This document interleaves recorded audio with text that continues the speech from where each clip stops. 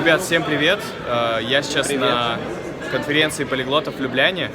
И вот я с Гарритом с сайта howtogetfluent.com.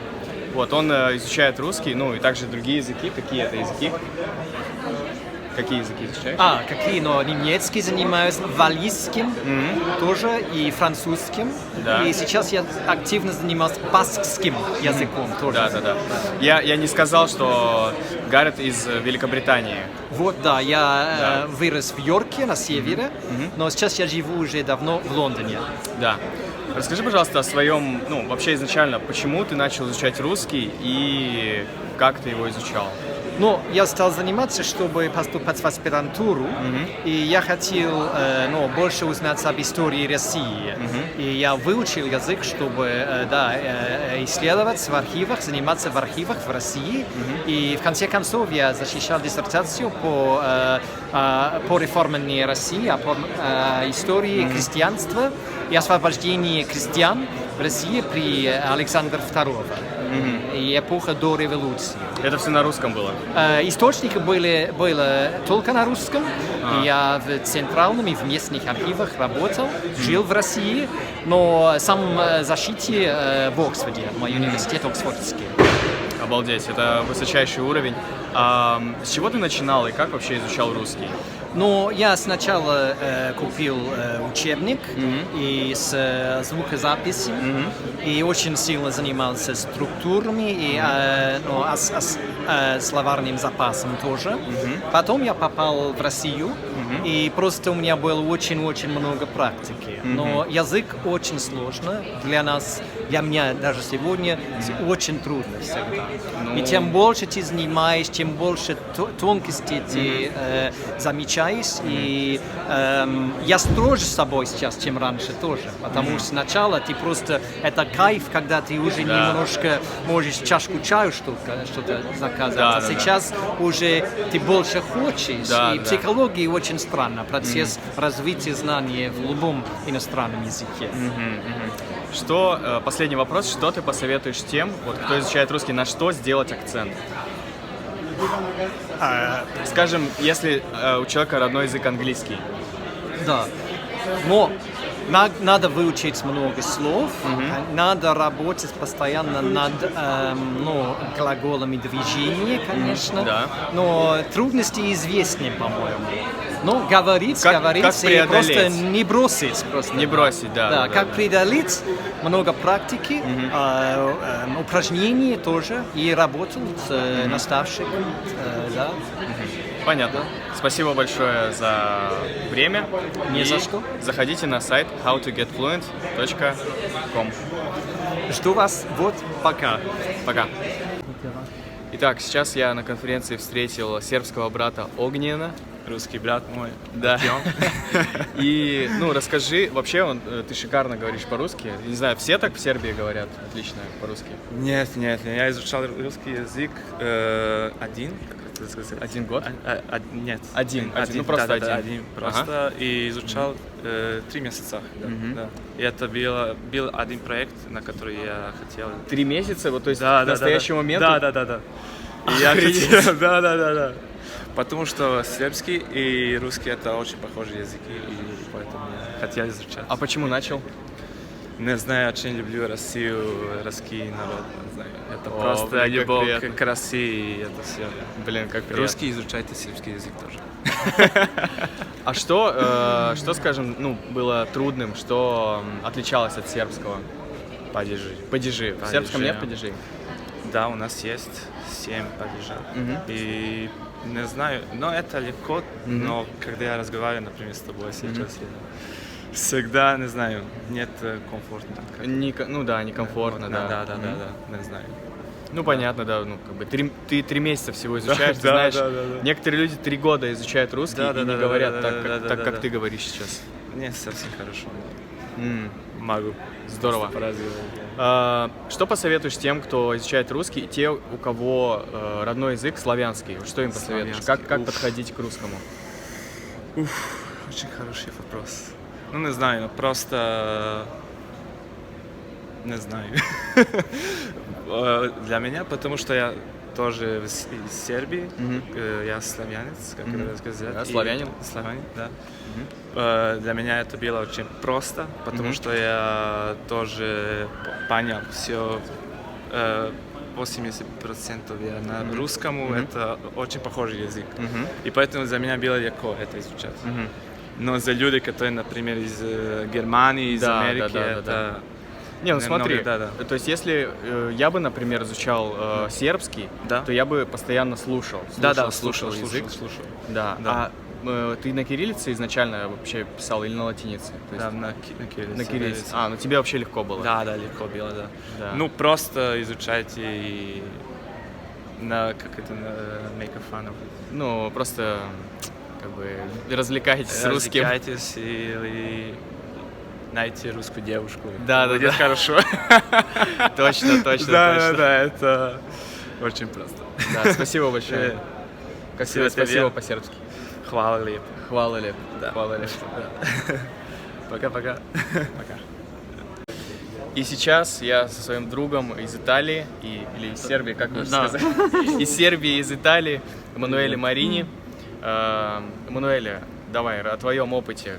Когда ты начал, зачем, почему и как? Да, я начал давно изучать русский язык, это было 15 лет назад, потому что я хотел посетить Россию. Россия самая большая страна в мире, очень интересна для меня. И тоже потому, что я очень люблю поезда. А самые лучшие поезда в мире находятся в России. Серьезно? Да. Не знал. Ну, А как же Европа? Нет? нет, но в России я люблю длинные ты ветки, имеешь в виду расстояние. Ага. И тоже люблю такие вагоны. Российские, русские вагоны, они, ну, знаешь, плацкарт, Да. купе, СВ, очень такой хороший, красивый люкс-вагон. Я прокатался пару раз в СВ. Это вообще шикарно, как россияне. СВ? Что Сказали. это? СВ. СВ? Спальный вагон. СВ, ага, Да, спальный вагон. это двухместный купе. Понятно, А понятно. купе это, ну, там 4. Да. Так, ты хотел съездить в Россию? Да, в Россию и смотреть все расстояния, прокататься на таких расстояниях Ага. на поезде. Я потом поехал в Мурманск, в Новосибирск, в Петербург, Москва, везде на поезде. Я очень люблю. И надо русский язык. Конечно. Еще для работы, но это не первая причина, не самое главное вообще. И у меня много друзей в России, Артем здесь, Да. И вот. Понятно. Как ты изучал русский? Подожди, сначала ты знал уже какие-то славянские Да, я языки или знал нет? немного польский язык. Польский. Да, польский. И потом, когда изучал русский язык, это было, я знал только польский. Интернет был плохой тогда, но тогда еще не было таких книг в интернете, не было никаких информаций. У меня только была книга с библиотеки, городской библиотеки и словарь. Я начал изучать с этой книги и делать упражнения, которые там предложены в книге. И вот, потом поехал первый раз в Россию. Это было в Мурманск, наверное, да, на 15 лет назад. Я жил у друга в его семье. Это было очень интересно. Жить у кого-то, у носителя языка, это самое лучшее. Согласен. Я сейчас в Италии, вот у Карла, Да, самое лучшее. 4 дня, и я Изучал, заметил да. огромный прогресс. Наверное, лучше, чем одному учиться. Да, конечно. Да, месяц. И напоследок, что ты посоветуешь тем, вот, кто изучает русский, как подходить к этому языку? Но если уже знают какой-то другой славянский язык, это просто, напросто можно. Если ничего не знают, это, наверное, трудно, потому что в итальянском языке падежей нет, и может быть трудно. Грамматика очень важная. Я думаю, сначала выучить некоторые там предложения, как дела, меня зовут, Базовые фразы? Базовые фразы, анализировать вот эти базовые фразы, какая грамматика является в этих фразах. А потом надо, я думаю, пару месяцев чистой грамматики, чтобы понять структуру русского языка, все падежи, глаголы и так далее. Ясно. Без грамматики, думаю, что невозможно. Ну и, конечно, надо много Сложно, использовать. По-другому. А потом надо использовать язык, переписываться, разговаривать с людьми. И поехать в И Россию. поехать в Россию, конечно. Да. Да. Спасибо огромное. Спасибо тебе, спасибо. Сейчас я с Ричардом Симкотом, и сейчас мы спросим у него, почему он начал изучать русский и как он его изучал. Пожалуйста, ваше слово. Спасибо. Здравствуйте. Я изучал русский язык, потому что я работал в посольстве в Молдавии. И там говорят и по-русски, и по-румынски. Им надо говорить и по-русски, и по-румынски там. И поэтому. Понятно, понятно. С чего вы начинали? Как вы уже знали какой-то славянский язык? Да, я говорю македонский, по-македонски дома со супругой, с женой. И поэтому это не было очень сложно говорить и по-русски тоже, потому что похоже, как грамматика и так далее. И, ну, нормально. Понятно. И что вы делали? Какой у вас метод? Как вы изучали русский? Это было просто с книгами там дома, а потом только общаться с людьми в Молдавии по-русски. Это все. Падежи не проблема? Я никогда не бы сказал, что это нет проблемы, но чуть-чуть. Ясно. В общем, много использовали язык, много общались, и таким естественным Да. образом выучили и падежи, и всю грамматику. Да. А не бояться делать ошибки. Не бояться делать ошибки. Да, и что вы посоветуете тем, вот, кто изучает русский, как подойти к этому языку, будучи носителем английского языка? С английским? Да, если знает человек только английский, не знает славянских языков, как изучать русский? Медленно. Медленно, но верно. Медленно, но верно. Так. Но каждый день, 15 минут, 30 минут, каждый день это очень важно. Потому что без этого, но можешь делать чуть-чуть два раза в неделю, но это не помогает, потому что надо каждый день думать о языке. Да. И это очень важно. А потом говорить, общаться с людьми и пользовать и язык с людьми. В интернете тоже можете там, где вы. Понятно. Спасибо большое. Пожалуйста. Итак, сейчас у нас Иван из Германии, и он Привет. расскажет, почему и как вот он изучает русский. Привет, меня зовут Иван, живу в Москве уже 3 года. Уже не изучаю или поменьше, скажем так. Используешь, да, уже? Просто. Все время, да, постоянно, потому что я живу в Москве, там людей обучаю немецкому и английскому языку. Начал я 3 года назад, или 4 года назад, первый раз в Германии, потом учился 9 месяцев в Лондоне русскому языку, потом еще 9 месяцев в России и потом как бы самостоятельно еще, там уже трудно сказать, может полгода, год еще, то есть в итоге 2 года, 2,5 года мне понадобилось, чтобы выучить Вот так русский вот язык. говорить, да, как ты сейчас? Да, как сейчас, да. Вот я на самом деле очень удивлен тому, какая у тебя интонация, очень крутая, и словарный запас. Вот именно когда ты оказался только в Москве, в России, ты достиг этого уровня или все-таки до еще? Да нет, но когда я приехал в Москву, я уже знал, я, например, помню историю первого дня, когда я приехал в Москву.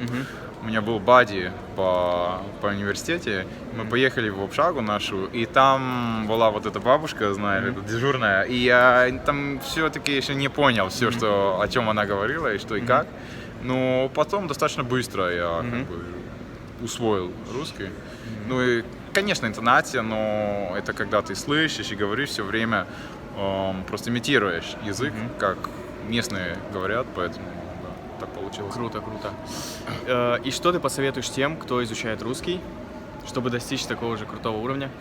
Сильно стараться и как можно больше реально смотреть и слышать, ну, как бы аутентичные материалы. То есть, если... Russian Progress. Да, вот, например, да, не реально. Потому что есть там куча всяких блогеров, в том числе Russian Progress, но всяких блогеров, когда у тебя есть уже там, скажем, B1, такой уровень, да, ты можешь спокойно перейти на там, всякие русские блогеры, ну, какая ниша, ну, уже от тебя зависит, что тебе нравится, Да. но обязательно их смотреть, потому что так усваиваешь и язык, как бы живой язык, да, вот этот язык, который используется, да, Да, и все да, эти сленги и все такое. Да. Спасибо большое. Спасибо тебе. И сейчас я встретился с человеком, который уже смотрит Russian Progress. Очень приятно видеть таких людей. Это Ями из Финляндии. Привет, всем привет. Ями, ну, как обычно, почему ты изучаешь русский?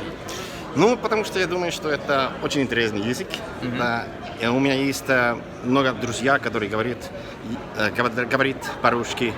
И это, я думаю, что это такой язык, что есть очень много нюансов. Да, много нюансов. И мне нравится русская литература. Я хочу, что я мог читать Достоевский, Чехов и все. И, ну, я думаю, что это очень интересная культура, музыка и история, и тут все. Спасибо, очень приятно. Как ты изучаешь русский? Ну, Для начала, как ты начал? Потому Начал. что сейчас я знаю, как ты изучаешь. Сейчас ты Да. смотришь Russian Progress. А Да, как ты да. начал? ну,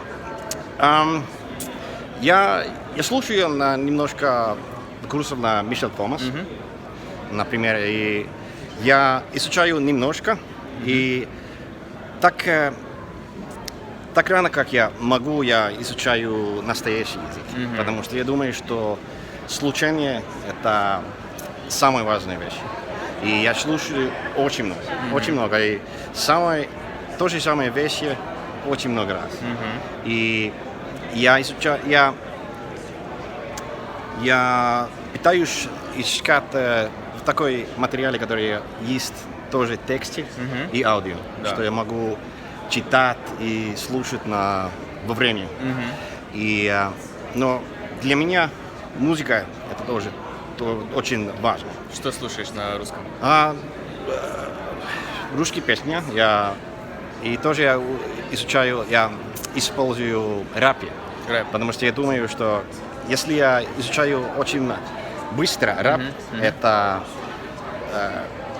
легче говорить, если Да, я могу да. очень быстро рэп. И поют. Это поют? Да. Читают, рэп читают. Рэп читаю, да. Да, это очень странно вообще для иностранцев, но we read rap. Да. Это очень немножко... Да. Да, и я думаю, что это хорошо, потому что это как сказать, это как для моя, как сказать, что это как exercise for my mouth. Тренировка для рта. Тренировка рта. для рта. Да, я думаю, что это как я могу вот такой изучать, Да. как сделать все это студия. Работать над мышцами рта. То Да. есть развивать, тренировать мышцы рта, и потом проще будет говорить. Да. И напоследок, что посоветуешь тем, вот, кто изучает русский? У кого, скажем, язык родной, ну, скандинавский. Хотя Финский не да, скандинавский, да. Но я Ну, думаю, ладно, что... английский язык, допустим, Да, если родной да. язык. Но я думаю, что очень много людей думают, что русский очень трудный. Но я не думаю, что не так трудный, как люди думают. И тоже потому, что есть очень много падежей, очень много глаголей, и я знаю, что я очень много ошибаю, но это только что должен думать, что будешь ошибаешь, и это нормально. Да, Это нормально. да. Должен использовать, должен слушать и должен искать один вещь, который тебе очень нравится.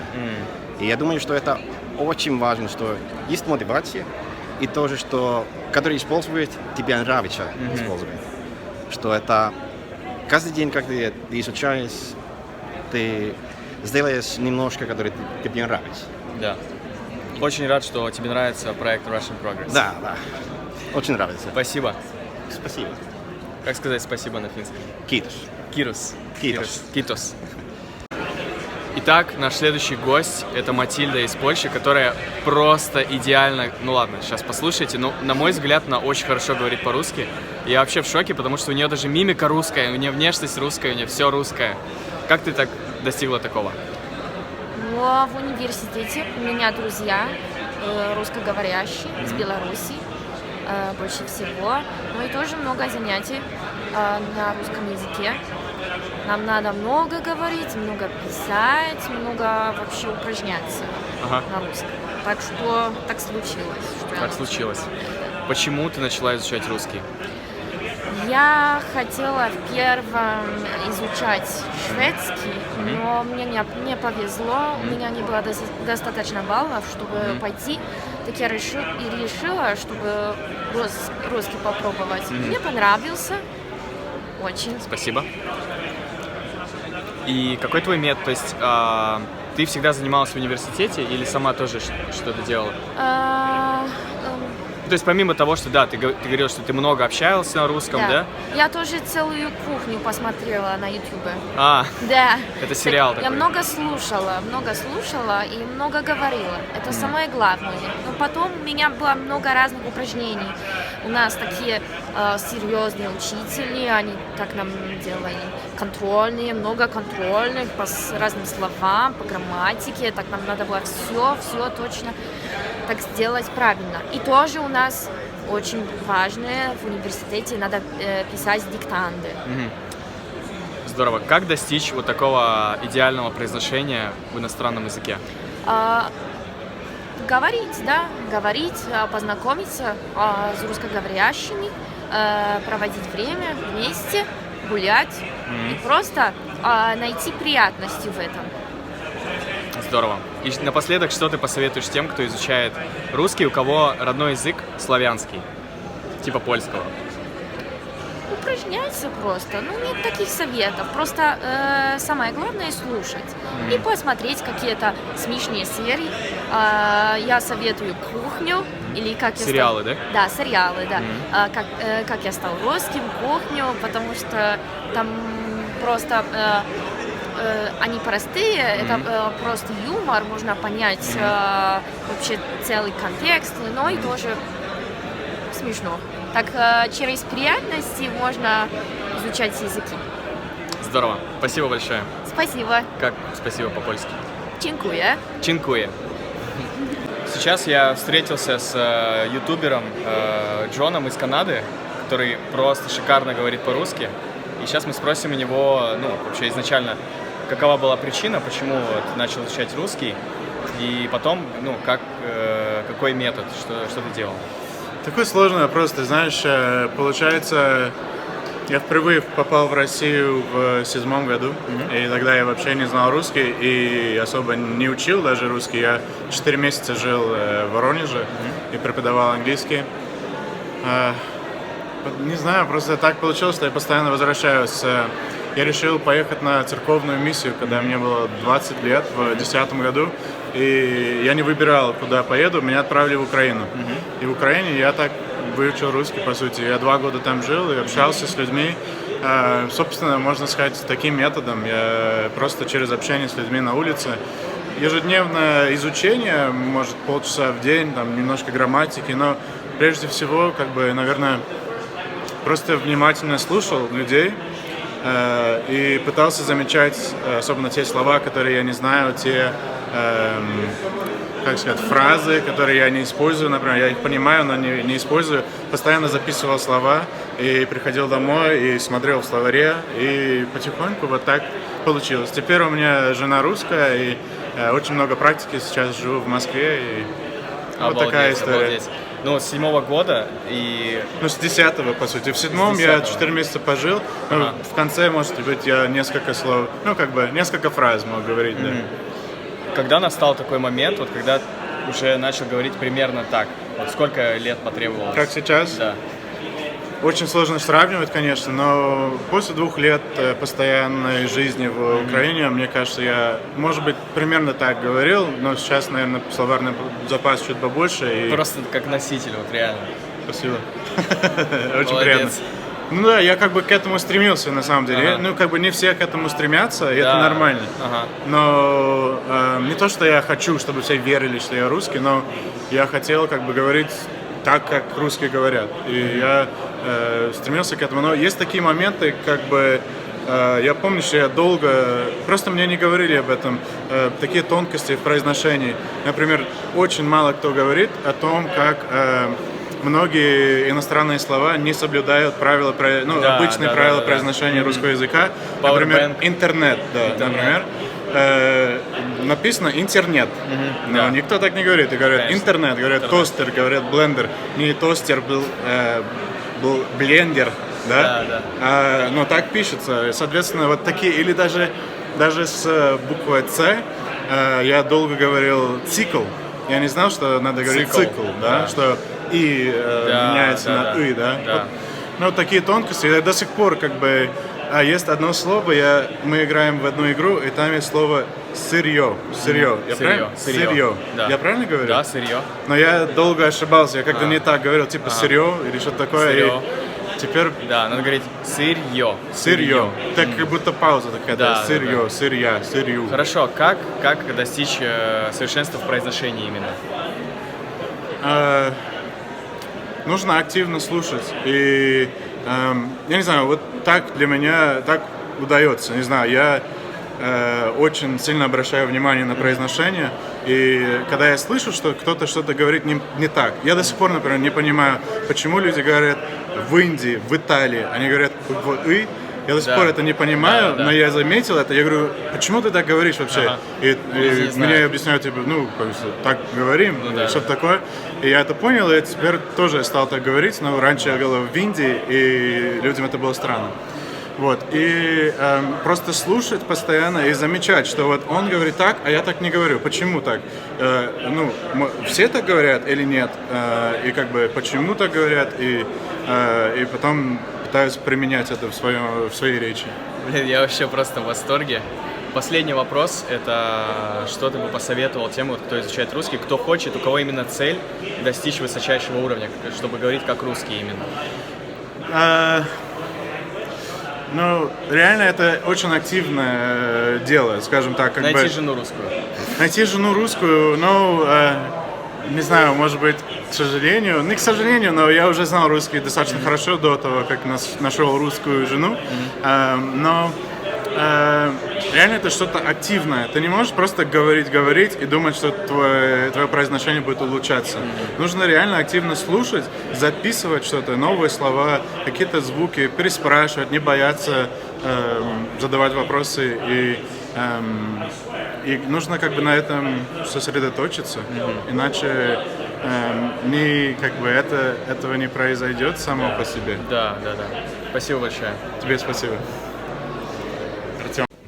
И последний на сегодня человек, не знаю, завтра буду спрашивать у людей или нет, но сегодня мы еще общаемся с Ваней. Это забавно, вот, что Ваня это в России это мужское имя, но в Сербии это и мужское, и женское имя.